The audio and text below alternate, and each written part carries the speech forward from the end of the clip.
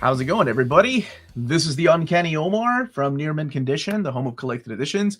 And today I have the absolute pleasure to be talking to one of my all-time favorite creators, and that is Paul Dini, a man that needs no introduction, but just in case you're not familiar with who Paul Dini is, sir, tell us a little bit about yourself. Who are you? What is it that you do?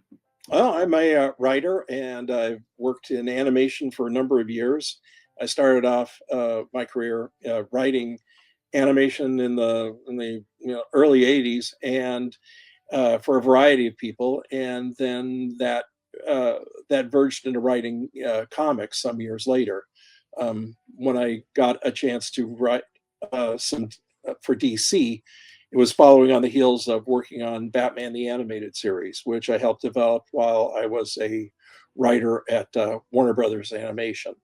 So I'd worked a number of places in animation before then, and then I came to work at Warner Brothers, and I worked on a lot of their shows, and that led into in the humor category, such as Tiny Toons and things like that, and then that led to working on Batman. Uh, and Superman, and that led into my writing comic books. So, was the love for animation there first, or was it the love of comics, or was it like around the time that you, as a kid, you fell in love with both? Well, I liked everything. I liked all comic books. I liked humor magazines. I liked television shows of sitcoms, variety shows like Saturday Night Live, things like that. It Mhm. was all just sort of filtered in together into this area of things that I really loved. And I thought, well, it'd be great if I could have a job doing some of that and or working in some element of that. So uh, that led into writing at first for Saturday morning cartoons, um, and then sidelined into other things. There's some horror in there along the way. I worked on some live action horror shows like Creep Show, and and then created my own show called Tower Prep, which ran briefly on Cartoon Network, which is a live action show about Mhm. kids in a mysterious school. And all this is interspersed with mostly working in animation, which is what I've done over the last several decades. And uh, you know, I never imagined myself doing anything else but being involved in this world, and I've been very lucky to be involved in this world all this time. So you said Saturday morning cartoons, and Yeah, I still love that term. I still use it even with my kids. even though they're long extinct, Yeah, and it's just that's the only way back then when I broke into the business. That's the only place you could see cartoons. They were either done on Saturday morning or they were done by the old guard at places like Walt Disney Studio doing the last few animated films of their careers. It was really a shut door at that point, and you had to go for any opportunity you could have. You could do independent animation yourself, um, but that was hard getting any sort of distribution, or you could work in regular TV cartoons, Saturday morning cartoons, and things like that. Even shows like The Simpsons were 10 years away from being realized. Now cartoons are everywhere. You can get them on your phone. You can see them any hour of the day, whether they're new cartoons or classic cartoons. how did that journey even begin? Like when you talk about Saturday morning cartoons, first of all, that melts my heart because it does remind me of waking up every Yeah, Saturday super like not for school. Never wake up early for to go to school. But no, Saturday mornings, we made sure we get up by my mom and dad had to work on the weekend. So I remember them getting us up at yeah. about 6:30, and I was already awake. I was up by 5 o'clock because the early cartoons came on at the time. How did how did you get started on working for writing for animation? And by the way, my daughter and I are going through Transformers, and I Okay. immediately saw your name pop up in the third season, the Dweller. I wrote one of everything that aired on That in the '80s because I got to know people and they'd say, could you come in and work with us on a Transformers episode or a GI Joe episode or a Scooby Doo episode or something? mhm. And quite often I would come in and I'd take whatever assignment they just had. In most cases, I would just come in and whoever was producing the show would have already written the premise, and I would just inherit the premise from them and then write the outline and hand it in. There was a ton of work going around then, and so if you could work and you were agreeable and you wrote fast and you had some sort of basic knowledge of cartoons and animation, you could pretty much hit every studio, except Disney. That was before they were doing. They were only doing features at that point, and it was an absolute closed door because they did their cartoons the traditional way, where everything would be broken down over on storyboards for features, and then gone over for a period of years until they came up with a story that they liked that they put into animation.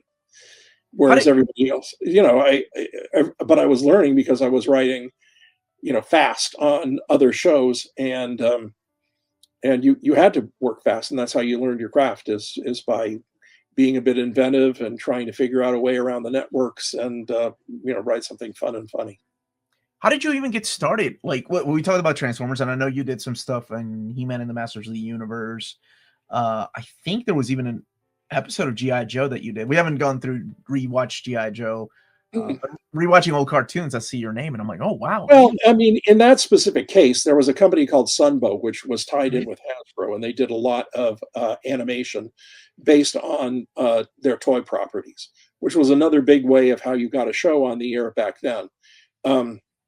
Most of the shows I'm running on Saturday morning or in the afternoons in the syndicated cartoon blocks were based on existing properties, and most of those were toys. And that was a way that the toy company could promote their product for an entire half hour, and in the guise of putting a story around it. So when you had, a hot toy line like G.I. Joe or Gem or Transformers or something, it made sense to do that because each episode you could showcase the new toys. Ironically, because of regulations governing Saturday morning cartoons at that point, you couldn't advertise the toys themselves in the commercials. That would be too much. So the series, the episode had to serve as the commercial, which is why you see an episode of Transformers and then the commercial would come on and it would be for video games or breakfast cereal or McDonald's or something like that. But because you couldn't have a Transformer cartoon and then advertise Transformers in it. That was against the rules, but so they found a way to break those rules. But now when you see shows like, then it went through a period that things changed in I'd say in the late 80s and 90s to the 2000s, where a lot of the cartoons were more creator driven, with the success of shows like The Simpsons, which had only existed as a cartoon, and some other shows. Producers and networks were willing to take a chance on original ideas. So you had a lot of new series popping up that had never existed before, such as, Dexter's Lab, Johnny Bravo, Powerpuff Girls, things like that. People, SpongeBob is another good example. They were the people who programmed for kids' cartoons and for younger audiences wanted original ideas. They wanted to talk to original creators who could come in with a great idea and get a great show out of that. And a lot of those shows have become perennials, whereas most of the toy tie-in shows have sort of faded. How did you get started? Like, what was the first step into going into the direction that you wanted to go in life? I assume at some point you decided, okay, this is something I want to do. I want to become a storyteller, whether it's in comics or whether it's in cartoons or television, or, oh my gosh, video games, Arkham Asylum. But yeah, how did that go? What was the route that you took? Well, the path started with me. I loved comic strips, and I loved that. To me, was like the perfect the perfect existence would be writing and drawing a daily comic strip. So I loved, we subscribed in my family growing up to, we had three newspapers. We subscribed to a morning newspaper and an evening newspaper. And my father, who worked in the city in San Francisco when I was growing up, would bring home another newspaper. So most days I had three different comic pages to read. So I would read things like all of them: Peanuts, Doonesbury, Pogo, a great strip called Gordo, Wizard of Id, all of them, Dick Tracy, or Little Orphan Annie. everything that was published from 1964 to, I guess, 1990, which is when the comic strips started dying off in great numbers. But I read all of them and I thought that would be great. And I tried drawing my own comic strips in college, and I always was doodling and coming up with ideas for characters and situations.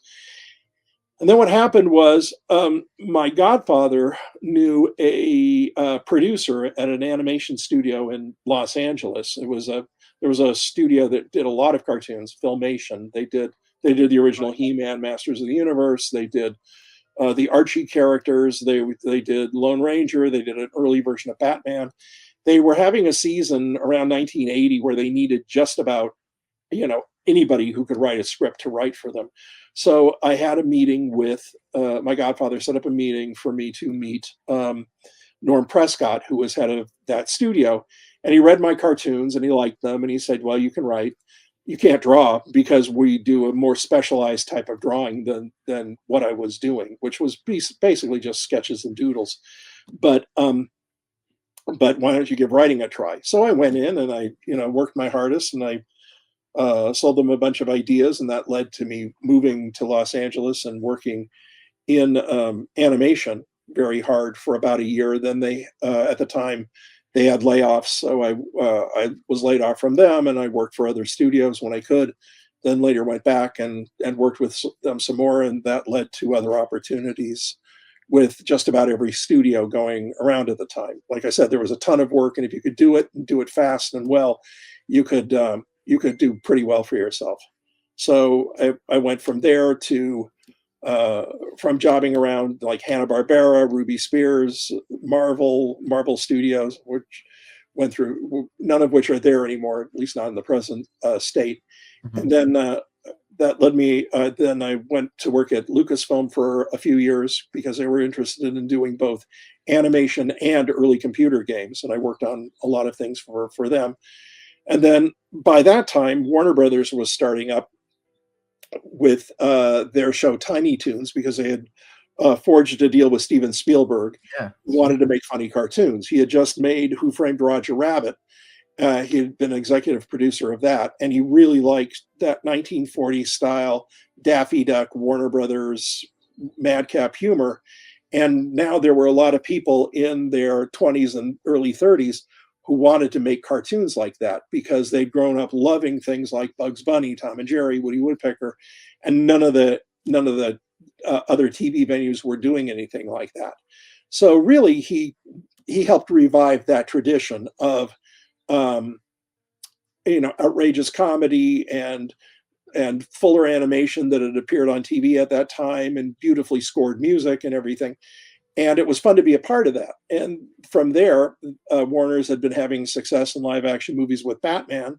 So they were looking at doing a Batman series to keep that energy going. And that's how I got involved with Batman. But in between, I was working there on staff for over 15 years. So I worked on everything that came up. So if it was, writing a season of Tiny Toons, there was that. If it was, I didn't really work on Animeniacs, but occasionally if I had some free time, I'd go in and pitch jokes or, write a couple of, one-shot scripts or things like that. And then Freakazoid, which I helped develop, and then Superman and Batman Beyond, everything. So that was, it was full-time stuff, and it was great being a part of a studio that had very creative energy at that time. And all of this got, man, your godfather was just as cool as Don Vito Corleone. Like, well, he was great. I mean, he was, he was a musician, and he did music for a lot of TV shows and movies and things like that. He knew everybody in the business. My dad is in the music business also. He's a singer. So the two of them work together pretty well. So my dad said, why don't you call, John knows, my godfather knows a lot of people in TV, and they both had actually met this Norm Prescott when he had been a radio DJ in Boston. Mm-hmm. So it's like a loose network of people like, why don't you call this guy? Why don't you call that guy? And it always helps having, an in here and there, or people to call, that's why networking really, really pays off in Los Angeles, because you do meet people, you do get to know people and like people, and then they're always willing to have you in, and if they think there's a good match there. I got to meet Brian Burke, who's a producer with J.J. Abrams, through my friend David Mandel, who was a writer on Seinfeld and then went on to do Curb Your Enthusiasm and Veep. Yeah. And so, I met Brian, casually, and then a couple of months later, he says, we're doing this weird show about people stranded on an island with polar bears and monsters. You want to come in and pitch some ideas? So I said, yeah, that sounds like fun. So that led to me working on Lost for about a year and a half, and right when it was starting off. So it's really interesting. I've had a really kind of interesting, diverse career, going from place to place and learning a lot, and hopefully, making making a few good contributions here and there. That's how I got into video games. The folks at DC wanted somebody to come in and work with Rocksteady in England on a Batman game.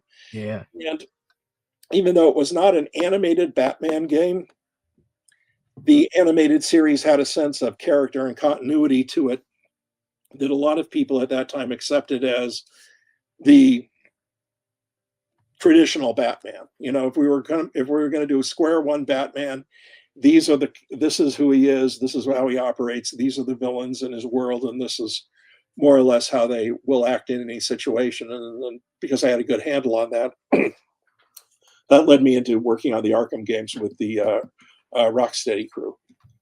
That game was another, oh my gosh, it's just like hit after hit when you have somebody like Batman, because you mentioned the movies and in the 80s with Tim Burton, and then that led into the animated series. Animated series led into another animated series, and then Batman Beyond, and then to have both, like at the time, Mark Hamill and Kevin Conroy come back to do the voices of Batman and Joker in the Arkham game, that was just crazy, and the story was so out there. I'll be honest with you. I wanted to talk about your comic career. Yeah. I was reminiscing. I was thinking, okay, how far back do I remember Paul Dini's name? Because surely it was before DC asked you to come in and write Batman. And I'm sure they were a nervous wreck to ask. But I remember your name popping up in a series. I think it was Eclipse Comics that originally released them in. It was Elvira, Mistress of the Dark. And I think you're credited in like 4 of the issues, because I have the omnibus edition, and there are 4 of your stories in there. Had you written any comics before that? No, Elvira was the first thing I wrote, and it was for Claypool Comics. Claypool Comics was started by Ed Vaya, and Richard Howell was sort of the creative guru of Claypool during that time. And so they were doing a bunch of semi-horror or supernatural books, which included Soul Searchers, which was by Peter David and Amanda Connor, I believe, and then Elvira, which was done by kind of rotating creative teams, and Deadbeats, which was Richard's own book about an ongoing vampire story. And so Richard and I had been friends for a long time. We went way far back, and he said, "You watch." And back then, I was watching Elvira on Saturday night TV, back when she had the horror show going here in LA, and I loved her. Everybody loved her because she was a real shot in the arm for horror folks, because you liked watching her because she was funny and she was witty and she's pretty and she's captivating in that way, and she had that style, which is sort of half vampire, half Valley Girl type thing. It was a very engaging character. So it was one of those things where mostly I would watch the segments with her, and then when the movie started, I would run out and get something to eat or something. But I remember talking her up to Richard, and Richard began watching the show and really liked it. And so when it came up to get the license for Elvira, Claypool did that, and they made it as sort of an ongoing funny series. And he said, "Why don't you write a couple of issues?" And I didn't have a lot of time at the time, but I thought, oh, this would be fun to get my feet wet. So I did, a couple of issues or a couple of stories for the Elvira book. I think Kurt Busiek was writing for them at the same time. And Yeah, a lot of big names. yeah, I being mean, released. it was one of those things you just sort of wanted to do it because it's fun. And it's fun to be, go in and, to work with a well-known character like that and tell a story um, that's not 100% horror, that can be kind of a goofy riff on the genre, that was always fun, and Richard's fun to work with. So that was great. So that got my feet wet into writing published comics. Mhm. And then from there, that led to a meeting with DC. DC really liked what the crew was doing on Batman the Animated Series. They loved Bruce's design. They loved the stories that Alan Burnett and Marty Pasco and Michael Reeves and I were writing. We had some very talented freelancers there also, Joe Lansdale, a number of others. Later it was Bob Goodman and Stan Berkowitz, and some great writers. And they liked the world that we had all created. And so at one point they asked Bruce and myself, if you guys ever want to team up and do a comic book, we would love to do a special issue of the Batman Adventures, which had already been running at that time. So we thought that would be fun, as long as we didn't have to juggle a regular monthly book into our already busy schedules. But that led to us doing the one-shot Mad Love story, which was the origin of Harley Quinn. We had liked the character a lot, and we thought, we don't know much about her. We've dropped little hints here and there in the show as to where she might have come from, but let's tell her origin, and let's make it kind of cool and disturbing and emotional and everything. So that led to us doing that book. And that character, my goodness, the popularity, the cosplay, the comics that are still going, the characters in the movies, the video games.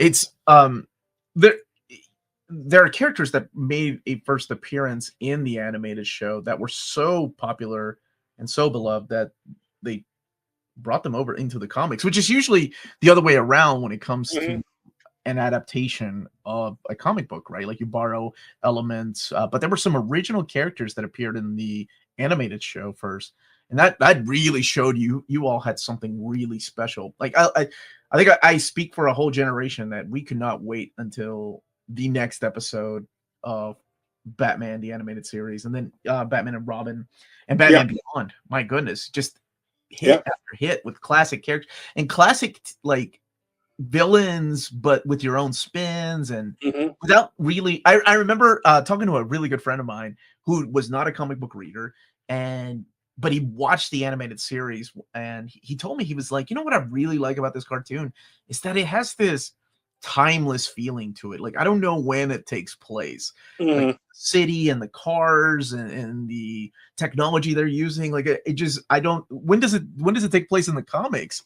And I never thought about that. Like, well, I mean, I think we never really wanted to give it a time either. We wanted to make it sort of just all-purpose 20th century, or maybe it's some a time that everybody could relate to, because no matter how old or how young you were when the show was running, you do remember that is your world. There are touchstones to your everyday world in that, even though it does look a little antiquated perhaps, or characters don't spend that much time on the cell phone or things like that. We didn't want it to date ourselves, because technology is changing so fast that if you pigeonhole it to one sort of thing, it's like you might as well have them all, watching Betamaxes and walking around with Walkmans and stuff that technology that's fallen behind.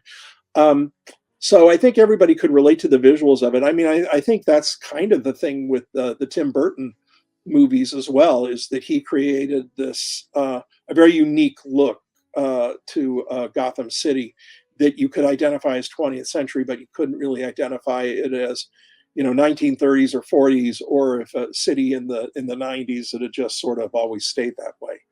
But there's got to be some element of visual fantasy to Batman and his world that really makes it work. I think that sets it apart.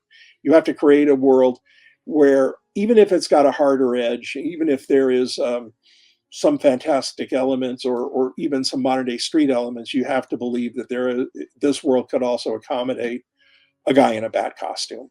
I rewatched the Penguin series recently, and which I loved. I thought it was a great series, and a lot of that looks very modern. A lot of it looks very street, but there are elements that remind you that this is a world that Batman could live in, even though it's all from Penguin's point of view. When he takes Vic down into the sewers and they set up this lab down there, you can't really imagine Tony Soprano doing it on that level, but there is enough of a Sopranos element to Oz and to the Falcone family and everything that you do buy it as a legitimate crime world, but it just has that extra element to it.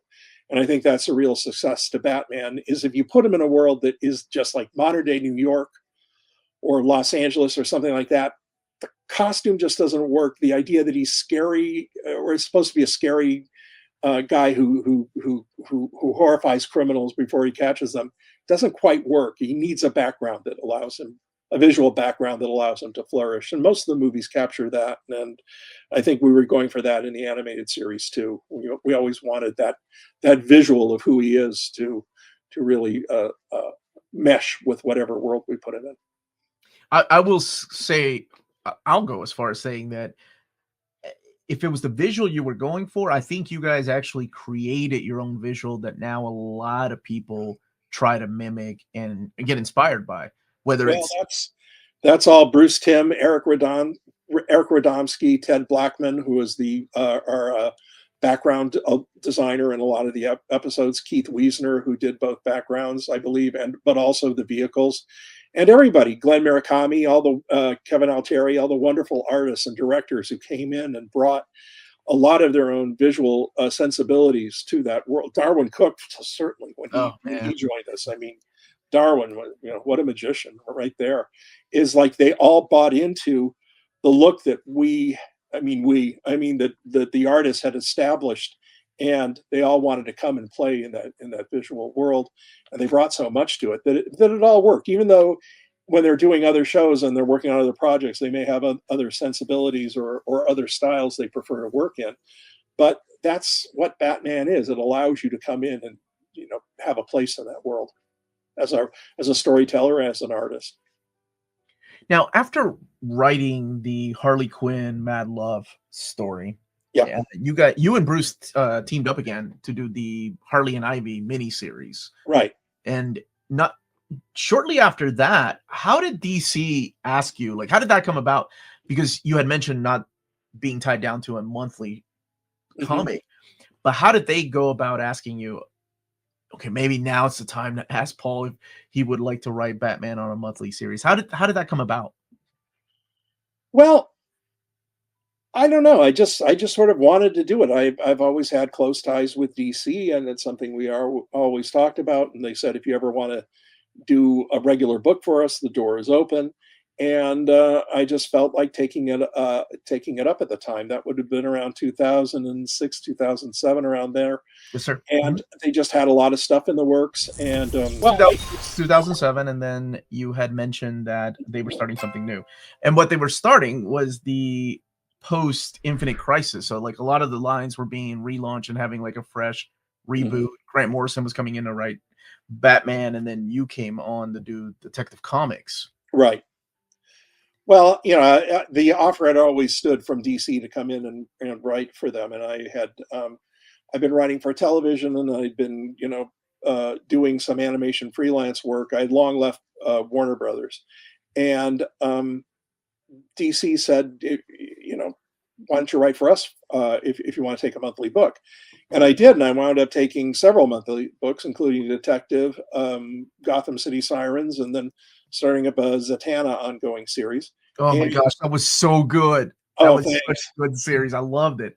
Thank you. And then bopping around on Batman was fun because when I discussed it originally with Dan DiDio, I wanted to do one-shot detective stories. So put him in the middle of a mystery, put him in something that is not locked into,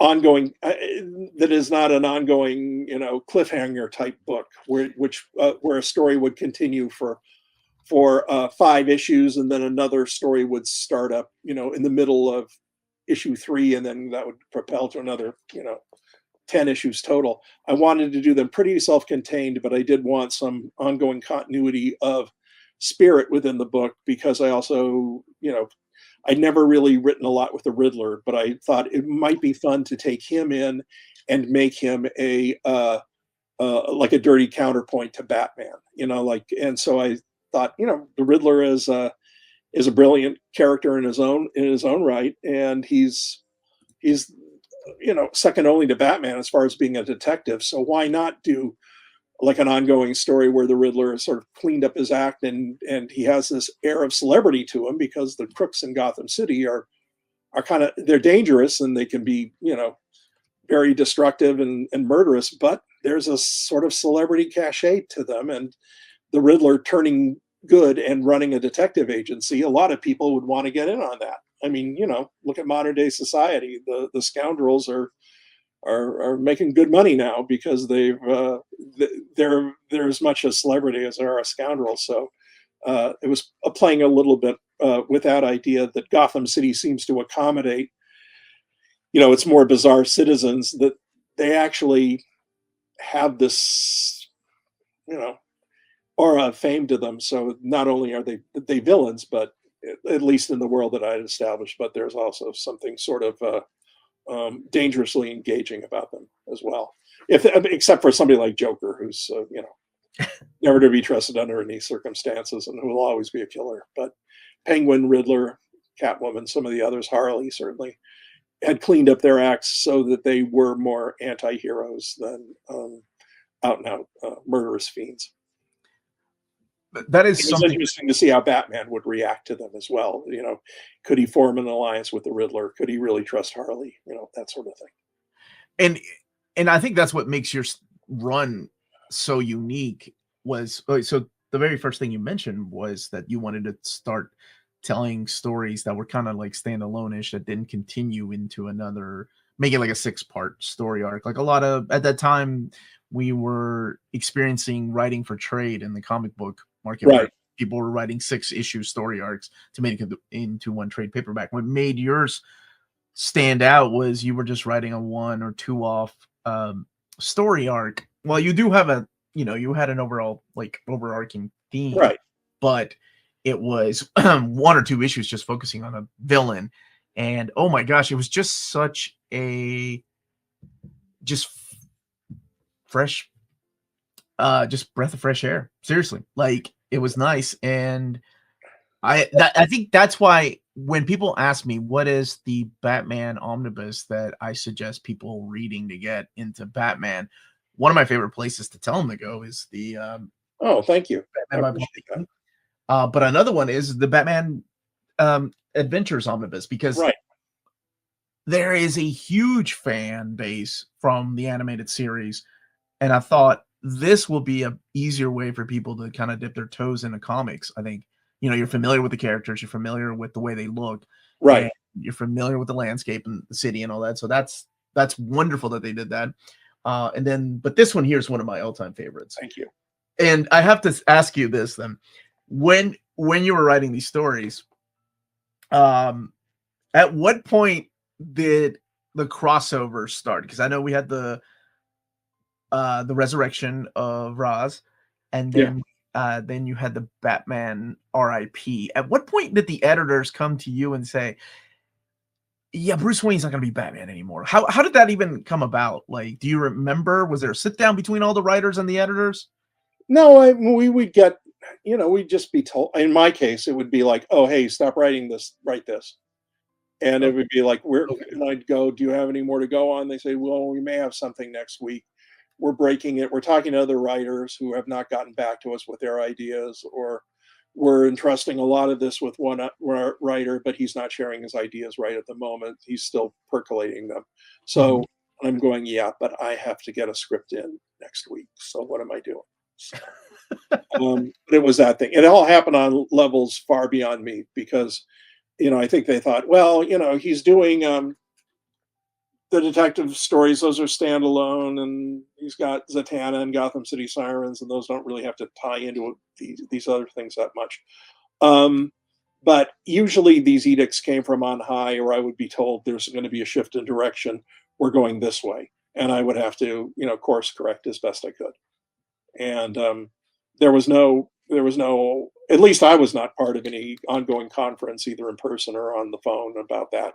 I just had to, we're doing this, and we can't get you any material now because it's not being written, but we're all going in this direction because a decision has been made that this is what we're going to do right now. So you have to be, you have to think fast on your feet. When the ball comes to you, you have to be ready to, run, take it and shoot into the hoop if that's what it's called for. But with some of the other things, like with the death of Batman, I did have some advance notice on that because I was doing the Heart of Hush story. So I did. And that story was so I was good. given enough guidance to wrap that up and tell a Catwoman Batman kind of romance, even with the idea of none of this is going to stick. None of this is going to be continuity. Just tell the story as best you can, because what's really happening is this story is over here. That's going to be the permanent one. That's going to be the one that really endures. So you're just, to a degree, it's freeing because you can sort of do whatever you want. It was unfortunate that, that the books got canceled or redirected when I had started some, story threads in some of them, and then just sort of have to walk away and leave them dangling. But, that's what it calls for sometimes. Yeah, I always wondered how things were going to be played out until editors and crossovers. But I think every comic book writer has to deal with that. Sure. And it makes sense, right? Like I remember Peter David one time saying that sales on his X books, because he didn't write the big 2 X books, were always bigger when there was a crossover. He hated writing them, but it was always bigger when there was a crossover. And I remember the very first one that you were involved with was the resurrection of Ra's al Ghul. Yeah. Yeah. I mean, I just jumped in and did what I could with the story I was given. So, with my chunk of it. And that's part of the deal. So, by the way, I don't know when I'll get to talk to you again, but if I just want you to know, the Heart of Hush storyline has to be the best Hush story. Oh. And I know that's probably blasphemous to some people because they think of Hush, they think of Jeff Loeb and Jim Lee, and I love that story. Yeah. But I really thought you utilized the character like no one else in that Heart of Hush story. Like it just to see this a different villain for Batman to fight, right? Just not going so far as the Joker would go, but oh my gosh, I don't want to spoil it for people that haven't read it. The things that he does, especially like the heart itself. Oh yeah, so good. So well, the more I worked with Hush, the more I found him an interesting character. I mean, it was certainly a departure from what Jeff and Jim had done, and so hopefully they weren't too pissed off that I took the character in that direction. But I thought, who this character has. I mean, from the minute I read the first Hush story and Tommy Elliott dies early on, I go, "Oh, this guy's Hush."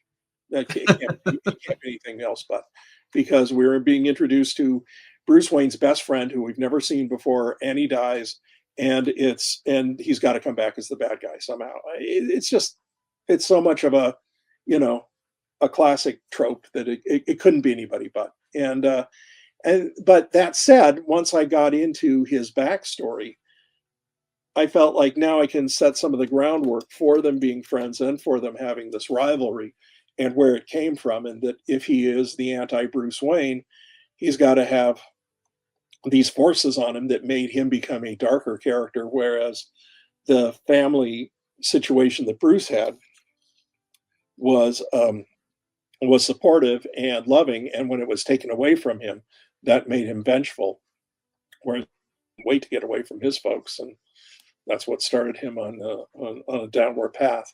So, and I got very much into the idea of him, with the supporting characters and the people he used in his path to become Hush and to and his whole story. And I just thought, well, why, let's do a story in Bruce Wayne's past and let's make him this could be, now that Jim and Jeff have done the work of establishing him as this character, let's give it some framework to play around with. And that was fun. That made that story have some resonance for me. When did you decide to wrap up the stories for your run on Gotham City Sirens and the Streets of Gotham at that time?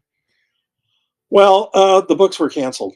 I mean, they went through a big shift, and I was told, midway through that, and I just started a big Zatanna versus Spectre story in her own book, and I was told, okay, the book's ending. Don't bother wrapping it up. And my editor, actually, I remember I was writing the Zatanna book. I'd come down with the flu, and I called him and I said, "I'm sorry, I'm going to be a week late with the script. I'm just recovering from the flu." He said, "Don't bother. Just wrap up. We're closing up the issue you just wrote, or the last one they got in for me is the last one of your run. I've got to fill in that I can drop in its place because the book's canceled." And I said, "The book's canceled?" And it's like, "Yeah." And it's like, "Yeah, you're the last to know. Sorry." Oh, you were the last to know. Well, yeah. So it was so good. And that book, the trade paperback of the entire series, went out of print, and it just came back to print early last year, if I'm not mistaken, or the year before that. And again, it was a top seller, and I don't know. I had a lot of fun with that book when it was coming out. So, well, Zatanna's a character who, she's popular and she's fun to write, and she can be, there's a lot of positives about the character. But if she's in her, at least I found that she's in her own series, the rest of the company is over here.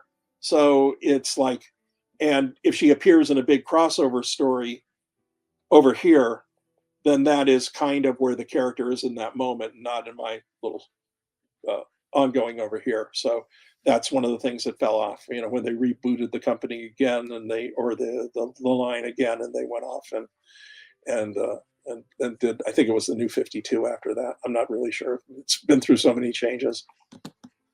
Would you say she's one of your favorite characters to write? She's an easy character for me to write because I just get into the mindset. I mean, I'm married to a magician, so that made it, that makes it easy. But it's even before that. I have performers in my family. I've always seen her primarily as a performer first, and a sorceress and magician later. I mean, that's the sort of thing that obviously comes into it. But to me, she's most interesting when she has to load up her van and drive her crew to someplace else and set up and rehearse and all that stuff. Even knowing that she could probably do it with a magical chant, but it's almost like in her head she's going, I have to save the magic for when it really counts. I can't use it in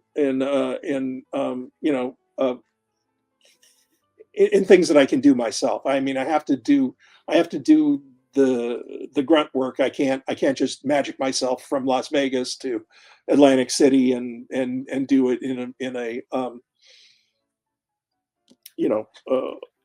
a whims, a lazy type way. She actually, that keeps her focused as a performer, but she does use the magic and she uses it to fight forces that that a normal person can't deal with when there's something horrific, or when she really needs to battle somebody who can match her as far as that goes. But it's that balance of the real world and the fantastic world kind of living in her head that is that makes a character very interesting for me.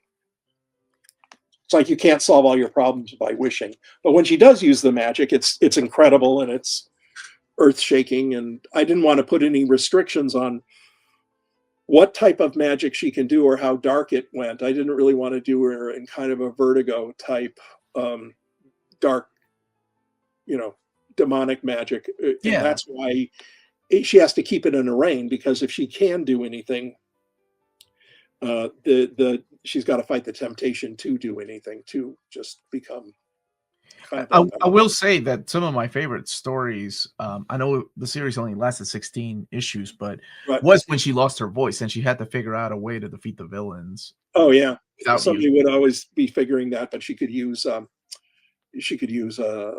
sign language or anything. That's that.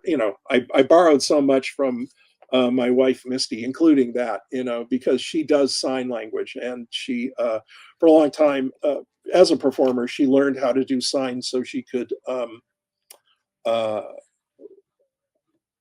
she could go to plays. One of the things she used to do is she'd go to plays and musicals, and she would sign off to the side for people who are hearing impaired so they could understand what's going on. And so I thought that's a great skill, and Zatanna should know that. And so that if she's ever incapacitated, she can't use her voice, then she could sign something backwards or close to it, and that would summon the magic that would get her out of trouble. Now, you mentioned you married a magician. Yes.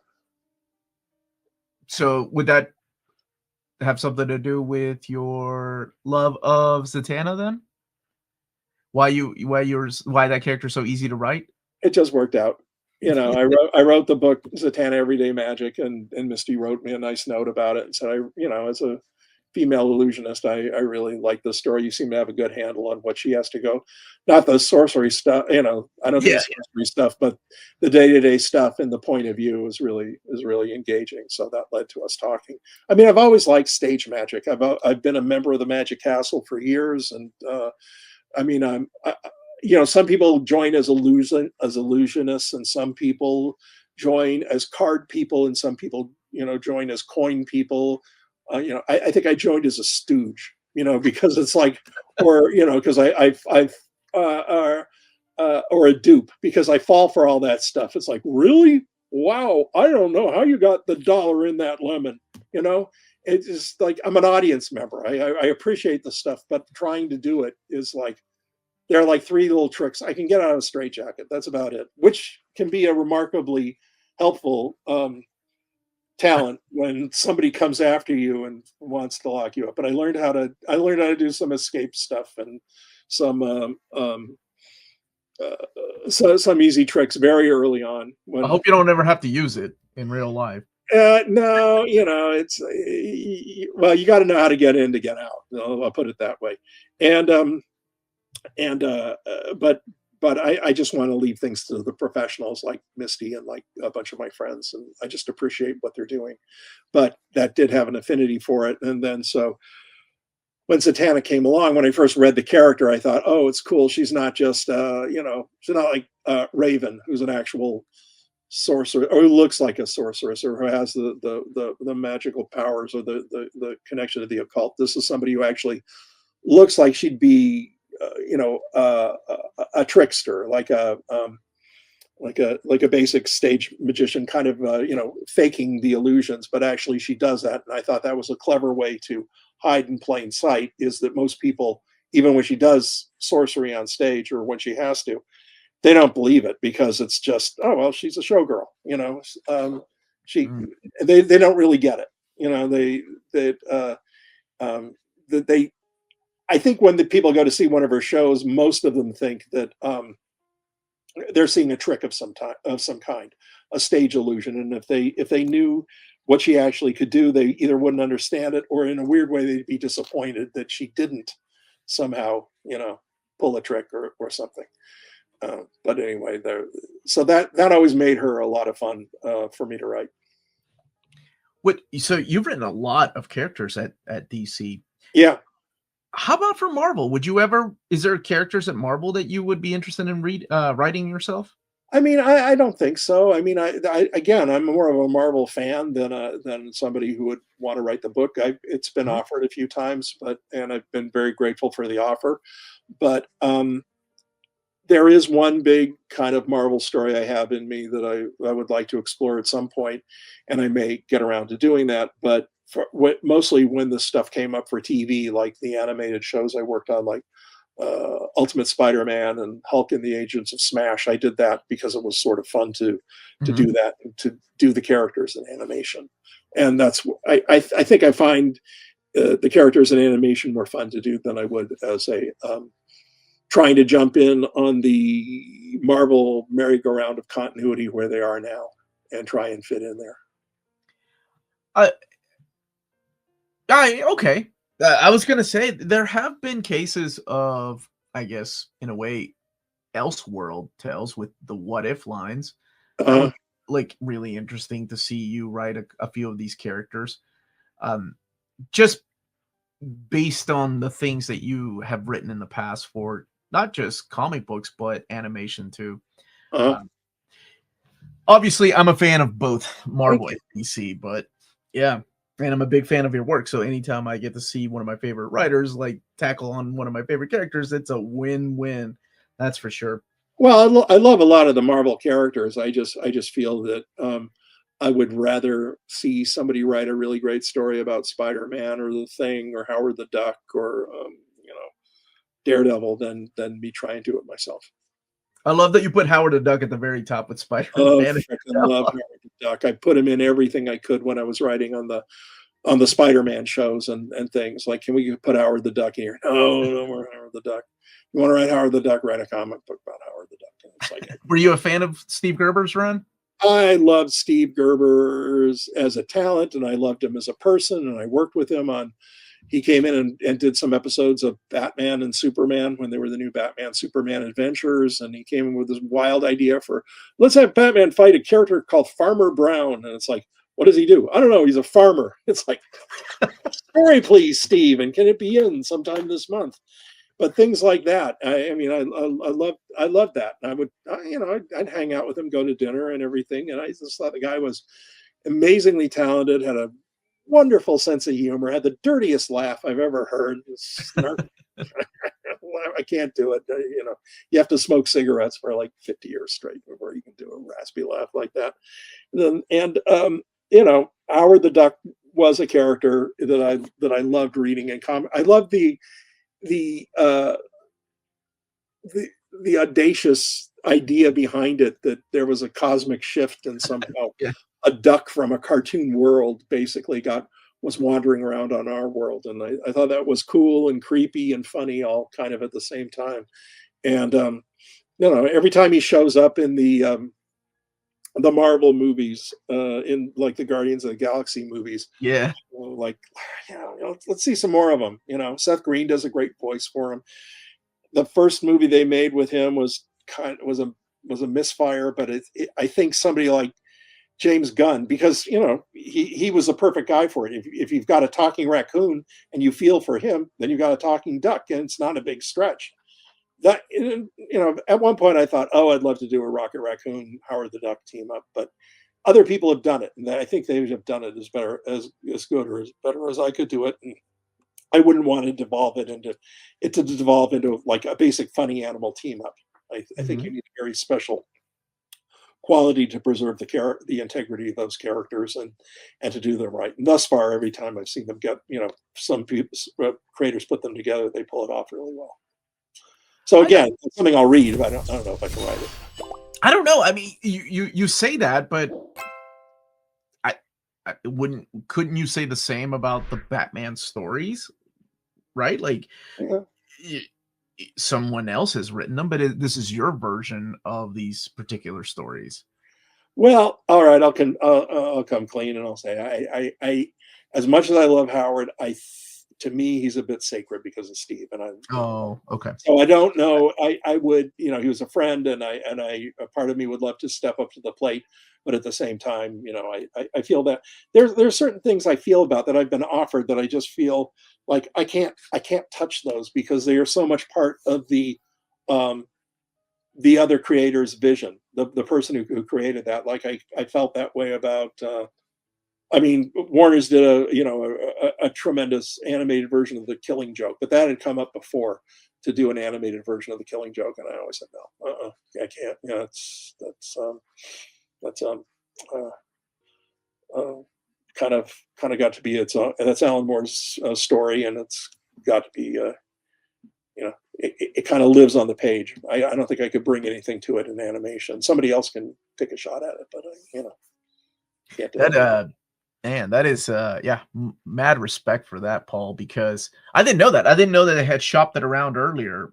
Well, only in a very general way. I mean, we would talk about all sorts of stories and adapting things here and there, and if there was like a good match for it, like when we came back and did the New Adventures of Batman and Robin, we were going a little bit lighter with some of the stories. Like, so I found an old story from the 50s called Joker's Millions, and I thought that's a fun story to do because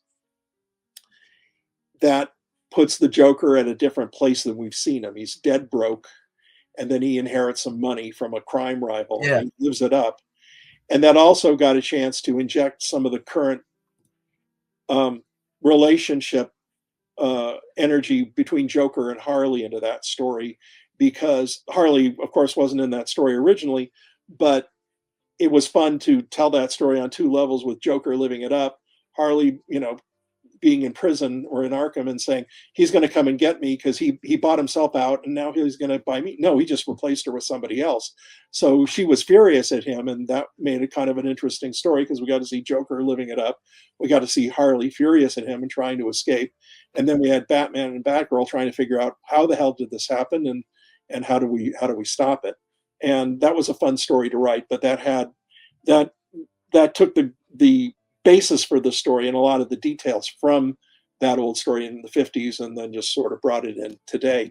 If we had done the Killing Joke or tried to do it for the TV show, there's no way we could do it. No way we could do that. Or even as a standalone video, I would have had a hard time with it. So was I officially going to do it at any point? No, but it was like an idea that was, we'd shoot around ideas. What are the great Batman stories? What can we adapt either for the TV show or for a standalone video? Obviously, it was going to be a standalone video, but I just felt, it's like with Watchmen, I couldn't touch that. I say the same thing about. I use both of those as an example. I think, and I don't want to, go deep into this, but like I think Watchmen was a thing and it was his own thing and it should stay its own thing. I don't think it needs prequels. I don't think it needs sequels. I don't think it needs adaptations. I mean, I get it. I understand why you would want to adapt it into an animated show, into a movie, and of course with the TV show on HBO Max or whatever it was called at the time. But I understand that. But also, I think there are some things, much like the way you feel, that just are fine the way they are. Like, and are just to experience that. Like, I would love for people to experience it just by itself, like reading the actual comics, or I guess the graphic novel or trade paperback nowadays. Well, this is all my personal point of view, and it has nothing about because they did a tremendous version of it as an animated standalone video and everything. But it's like my personal point of view is something like when I read The Killing Joke, I thought this is a tremendous story, but it is a story mostly for people who have grown up and kind of grown out of comics and want to check in with the characters again. Or it's for somebody who has read very little Batman and you want to sit down and give them one Batman, one Joker story to read. And, if they're an adult or, an older teen, give them The Killing Joke because that sets it's all right there. However, when I look for something to adapt for animation, like either The Laughing Fish, which we did on the animated series, or we also did the Moon of the Wolf story and then the Joker's Million story, I think that I didn't see a path toward I didn't see how The Killing Joke would be as entertaining as a film as it would be reading it. I felt that it all exists right there on the page, and that an audience looking at a film wants to be entertained in the same way, even though they may not realize it. Like if they want to see a straight adaptation of a comic book story to film, what they're going to get is perhaps will be, illustrate, like Chuck Jones said, illustrated radio, or you'll see a books on tape but animated? And is that going to be the same experience as watching a film when you're sucked into the film energy and the pacing and everything? Would the two translate? And there are times I felt like a really good comic book story is not going to translate into an experience that an audience is going to enjoy. And I've been wrong on that too many times, but it's always been just my own personal take on it. So Um, I I feel the same way, mhm. but I also have been wrong Yeah, because as I have come to see, there are huge fans of Watchmen, the movie. right, Even going back to the adaptation of the movie right. by Zack Snyder, where I have friends that have no interest in reading comics but love the movie, and I'm like, Well, of well, course, yeah. I mean, it's great. and I guess to me, I'm like, okay, cool. It would be nice to see more people read the original source material. But then I say that about every movie that comes out, every MCU, every Sure. DC movie. Although James Gunn seems to have the idea of like, hey, these comics, like this is an adaptation of these comics, of these graphic novels. Well, I think what James does very well is that he looks at a lot of the lore and the elements that have made both the comic stories and the characters themselves live throughout the years, and he's able to go in and take incidents and characters and rework them perhaps, or else find different emotional ways, different emotions within the characters that resonate with an audience. You know, Mhm. like Rocket's story in Guardians of the Galaxy, you know, really carries through, and it really he puts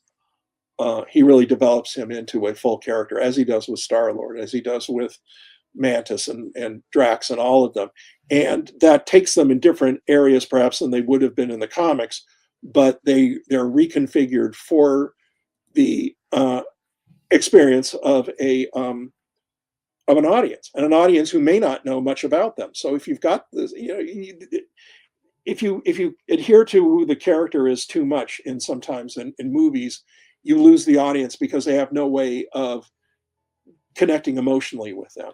Because even though the character is saying the catchphrases and doing everything they've done throughout the comics, there's a connection missing that that that that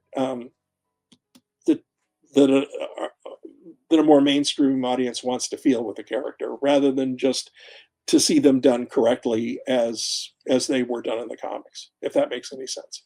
Oh no, it makes absolute sense. Yeah.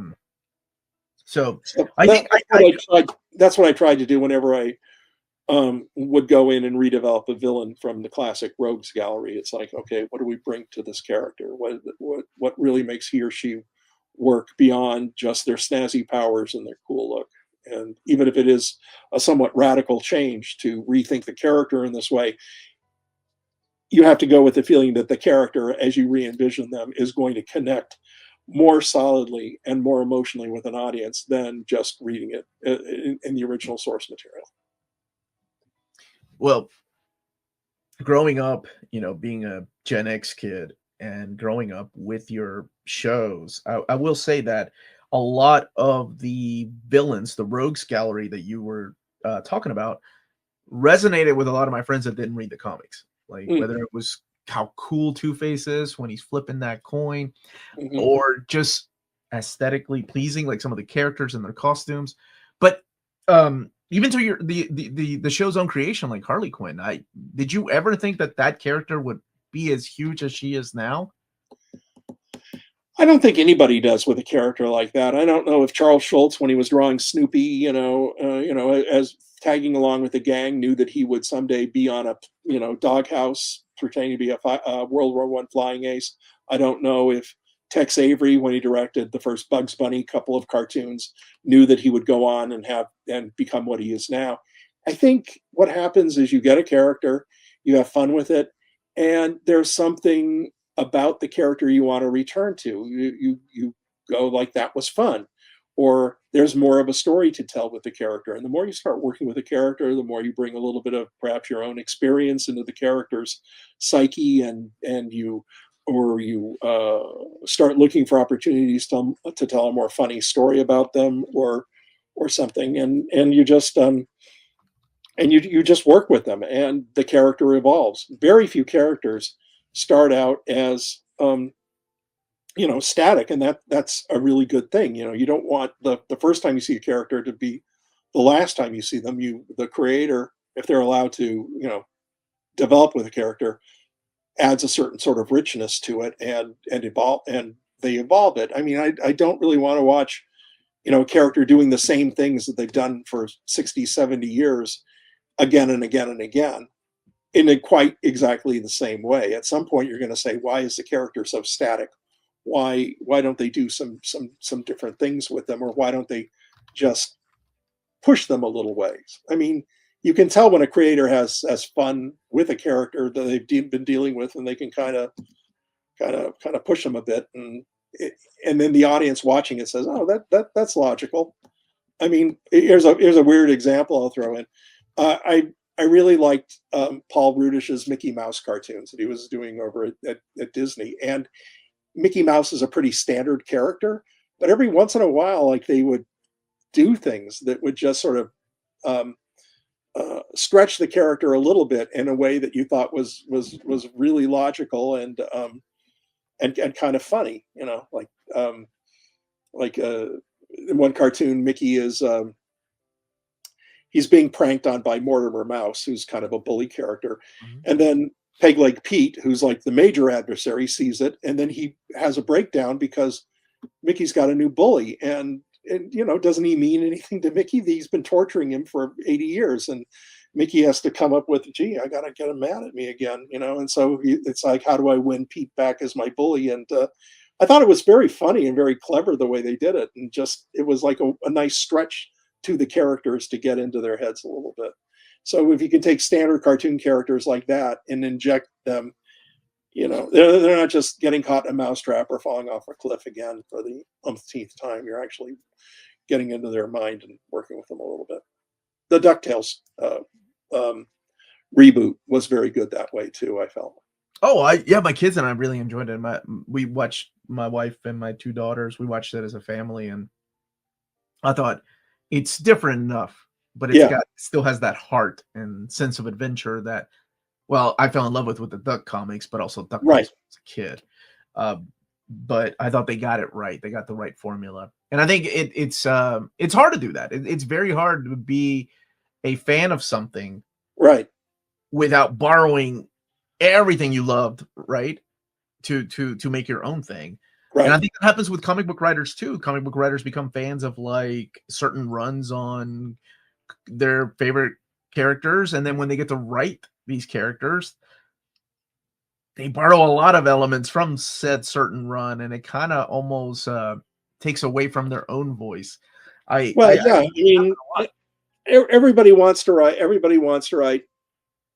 Galactus comes to Earth and fights the Fantastic Four again, because we all want to see that. We remember how cool that was in the comics. It was. And yet, okay, how do you get that same sort of emotional rush in a different story? How do you not repeat those beats? How do you tell something that's a bit new and yet true to the heart of the characters? And it's the same thing with Batman. Everybody wants to have Batman fight Joker, but how do you do it so you're not just regurgitating bits and pieces from stuff that's gone before? And because even that way, you're going to get a story out of it, and it might might be pretty good, but what's a different element you can bring into that their ongoing battle? To how to stage it differently, how to work the emotions behind something like that. And so it's very much a compliment to you and what your entire team did with the animated series, because it was respectful to everything that had happened, with Batman in the comics, and you did your own thing. And I occasionally I'll go in and I didn't want to tell, certainly, like with Mr. Freeze, the Victor Freeze Nora story is a big part of the character now, and I love being able to put that in. And Bruce directed a tremendous episode when we did Heart of Ice. But a few years back, I thought, I kind of want to do Mr. Freeze again, but I want to, all the Nora stuff and the lost family and the lost love can be in the background, but I don't want it to be about that. And then I thought, what if he is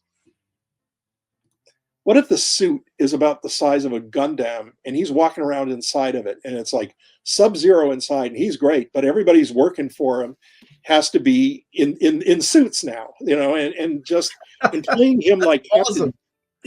Captain Nemo, I just thought was fun. And he's like, the first time you see him, he's looking out a window and it's a bright sunny day, and you go, "Oh, is Mr. Freeze out in the sunshine?" Well, no, he's looking through a view screen, and he's dressed in normal clothes, and everybody else is, has to wear a Sub-Zero outfit or they'll die. And one of the ideas I borrowed from the very first Mr. Freeze story was that he could create little pockets or little areas of heat, and I thought that would be good in the suit. Is if he had to, like at one point he captures some people outside and brings them in, and they have to stay in the heated area or they'll die. And I thought that would be a good way to revisit the character, is like take him out of the suit and everybody else has to wear one, and he's just in this, controlled environment where it's a different take on it. The suit is always great, and every time he goes outside, you put him in the suit with a gun and everything. But I thought that's something a little new. I don't mind stretching that. And still, to me, he is the same guy. He still is Victor Freeze. He still does miss Nora, but it's a chance to just jazz up a bit of what his persona is about and what his look is about. And yet it still seems true to him that he would do something like that. I mean, that was just a one-shot, very short story in a DC summer book, and I thought, oh, this way it's not a big thing. It could be just a one-shot, and it's not like I'm redoing the character, and I'm not going to have the fans really, super upset at me because I took him out of the big, the armor. But for 10 pages or however long it was fun to do. Was there you mentioned having fun when writing these stories and creating these characters like Harley Quinn. Were there any other characters that you would love to go and revisit? I know that you liked Roxy Rocket, right? And you brought her back into the DC continuity, part of your Detective Comics run too. Right. Are there characters like that you would love to revisit one day? Oh, yeah, I mean, I like them all. I mean, a lot of the characters are ones. Some of the characters are ones I came up with Alan Burnett and Bruce Timm and some of the other writers for the animated series. Like Roxy, I think is fresh territory in a lot of ways, that we could do a lot of things with her. Like when I worked on the animated series Justice League Action, I said to Bruce, I want to use Roxy in a space. I wanted to use Space Cabbie because I thought that's the weirdest character we could use. And I loved the fact that we could bring in characters like that. And I said, I want to put Roxy in a story where she is like, you got Space Cabbie and Roxy's like Uber. She's undercutting his business by flying people around the galaxy. And Bruce said, how does she fly in outer space? I mean, and I said, she has a helmet. He goes, oh, all right. So it's like that, And ultimately, they didn't put her in the helmet. They just had her flying around on the rocket in outer space, picking up guys like Lobo and, here and driving home from a bachelor party and stuff like that. And I just thought, she's got the name. It's a stretch to put her in outer space, but in the back of my head is like she stole some high technology, or she stole, a space frag, chopper from Lobo or some point and reworked it, and now she's just flying around in outer space. And why not? Why not? She's a great character. I remember my kiddo, when she was younger, she was playing Scribble Nods, and in Scribble Nods, she like Roxy appears, and I was like, wow, I didn't see that character coming. That's cool. I mean, I'd love to develop her and put her in some stuff. I mean, because I just think she's fun, and she's just she's not a diehard mass killer type villain, but she's more of an anti-hero. She's more of a there's an element of playfulness to her, and I like characters who are just sort of operating just outside the law. I liked I did a Batman story that introduced kind of like another iteration of the Wonderland gang for the Mad Hatter. Mm-hmm. And even though in the first story they were kind of put together for duplicitous reasons to kind of Mad Hatter himself was controlled in that story, but I liked the idea of the grouping. And so when I used them again, it was just sort of like, okay, Hatter likes the idea of having a gang now, so I'm putting these characters all together. And I like the fact that he had a March Hare character, because I thought Mad Hatter, March Hare, why not? And she's a girl, and she's English, so let's put her in there. And I did one or two solo stories about her. So I like characters like that, because I feel like, oh, that's an idea. Now there's a let's develop that into sort of an ongoing thing. And if the idea peters out after a while, it's like, okay, well, it you had some fun with it and it served the story, and now on to the next one.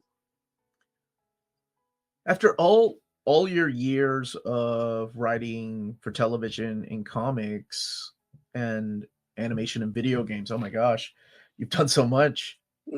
Paul, what would you say are your favorite stories that you were able to tell? Yeah, I haven't told my favorite yet. Yes, I love that answer. Chris Claremont gives you the same answer, and I love it. Well, yeah, I mean, I think that's good for a lot of writers. Like, we haven't told our favorite story yet. There are a lot of ones I'm very fond of, and there are a lot of ones that I wrote and just sort of tossed off to the side, and then have gone back to later. And I thought, well, that one is sort of held up, and that was sort of a fun story to tell, and sort of in time that's you get some fondness for it. And likewise, there are things you think, oh, this is the best story I've ever written, and then you forget about it almost as soon as it's published. It's like, just for whatever reason, the passion was there in writing it and seeing the artist bring it to life, but maybe maybe the allure wears off quickly. Hopefully the readers like it, though. Is there a chance that you would ever go back to writing monthly comics again for DC or Marvel, leaving that open too? Probably not. Okay. I mean, most of the stuff I'm working on now are graphic novel ideas. Okay. And none of them are going to be appearing until probably next year. So these are original graphic novels? Yep. Okay. For the most part. I mean, there are one or two things that may bring me back to Gotham City or some corner of the DC universe. I'm working on stuff all the time, and again, it's all dependent on the schedules of when they can get it out. And I'm working on a children's novel right now, also, that I'm hoping to get that going, and that's complete. And I'm trying to show it to publishers and agents and things like that. And that kind of excites me too, is to move into a space where I'm writing for novels for kids, or mid-grade readers, middle grade readers. That is the future, right, of readership, are those young kids. Yeah, I mean, there's some great stuff being written there. So what can you tell us about, if people are wondering what Paul Dini's been up to? What is he writing recently? All I can say is just, keep a lookout for it. Maybe toward the middle of this year, I can begin talking about some of it. But I'm just very busy on a ton of different things, and almost too busy. Just I took a week off, 10 days off, went on vacation, and I spent barely any time on vacation because I was busy, working on contracts and deals and rewriting some stuff, and then setting up something else with a friend, with several friends that I dropped in on when I was on vacation, and inevitably we just started talking about things. And so the time I had to actually sit in a hammock was maybe about 10 minutes. Those 10 minutes are wonderful sometimes, though. You cram them in, and then they hopefully they add up here and there. So, is there something that has already been announced that is coming that hasn't been released yet? No, nothing's been announced, and I don't even want to hint at it. But there have been a lot of there have been a lot of contracts signed. There are a lot of deals in the works right now. It's just that I'm in this weird position where I'm doing the work. The artists are starting in on their part of it. I'm very excited about what I'm doing. There's a lot of it coming out, but there's nothing I want to talk about, because either I've promised people I wouldn't, or I don't want to diffuse the energy. At one point, I would say, "Oh, I'm doing this," and "Oh, I've got this going with this person," and I just find that's like, in a weird way, when you talk about it, sacrificing energy that you could be using to put it on the page. So keep it in and save it for the book, save it for the script. Okay, I will. But and that's why I'm not doing conventions anymore, or a lot of interviews or anything. It's because I don't want to spend time doing that when I could be doing the work. I'll wait till the work is done and going to come out, and then I will, talk about it. Do the Paul Dini tour. Ugh. That's I remember running when I was a kid. I I purposely went to go see Mark Bagley. I was 13 years old. He was probably one of my favorite Spider-Man artists at the time. Right. And I was like, dude, you never come to conventions. Like I've been waiting 4 years to meet you. Yeah. And he was like, yeah, do you think these things draw themselves, kid? Yeah. If I'm here, I'm not drawing. Yeah. So I respect that. That's awesome. Good for you. I'm glad that you're busy. I'm glad you got future things coming up. And I know you can't say anything, but can you at least tell us, with these original graphic novels, are these going to be independent, or is it like one of the big two publishers that's going to be publishing them? They're all being published by other publishers. I'm not going the Kickstarter. I went the Kickstarter route on one thing that I did a few years ago with a kind of a fun book that I did with that I wound up a Kickstarter with Erasmus Fox, which is connected to Cryptozoic, and I had fun doing some new characters, funny animal characters called Boo and Hiss, and that was like a one-shot story, and I just thought no publisher is going to run what is basically a very mordant horror version of Tom and Jerry.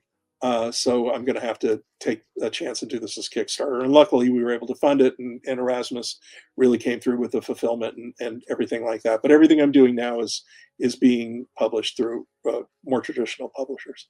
Okay. Well, I can't say who they are, but I can soon. I can soon, but not right now. Okay. Well, if people do want to check out your work, the Batman by Paul Dini omnibus has been reprinted. It just came back to print. Mm-hmm. The Batman Adventures omnibus, I believe, had a restock that came out. Yeah. The Zatanna trade paperback, all 16 issues can be found in one thick trade. That's still in print. It is still in print. I mean, I got some comps on it not long ago. By not long ago, about 6 months ago, I guess. Yeah, it came out in May. Still out there. And then again, things tend to come back into print. Like I know whenever there's like a movie with Harley, they reprint Mad Love, and that did come out. That just came out. Well, this video will be coming out next week. So that came out 2 weeks ago. If you're watching this, the week. Oh yeah. The DC Finest came out with Harley Quinn's earliest stories. So a lot of the stuff that's been out of print is now available in a trade paperback from DC Finest. And I think it's, it has to be the very first volume of Harley Quinn, in the reading order of Harley Quinn. So that's back in print. And I think there was the deluxe edition, but that's out of print right now.